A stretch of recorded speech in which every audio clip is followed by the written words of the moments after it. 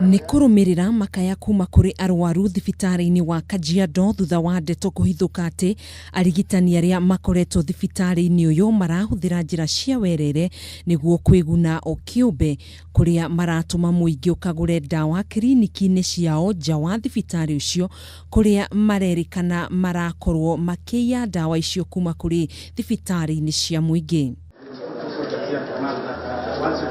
Agĩtĩka kĩrĩro gĩkĩ, Ole Lenku nĩ ahũrĩte birigiceni thibitari-ini wa Kajiado, kũrĩa akumithĩtie ciiko cia Ungumania iria ikoretwo igĩtabanio nĩ arigitani acio, ũndũ ũrĩa augite niuhotometie motungata ma urigitani thibitari-ini ũcio. Mwingine anakuja na kosa pesa kwenda kununua kemi, anataabika, anashindwa kutibia hii ugonjwa. We are saying Oloitokitok hospital cannot continue to dominate our county news as a badly run hospital.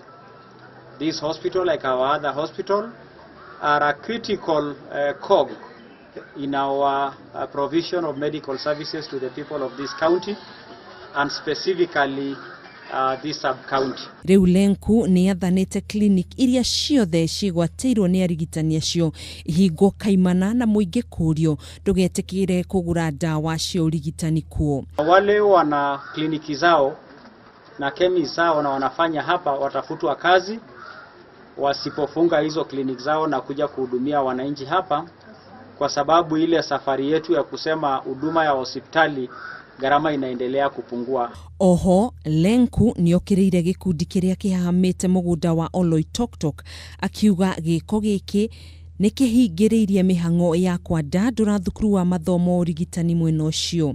Handũ-inĩ ha Kameme TV, njĩtagwo Gathoni wa Ng'ang'a.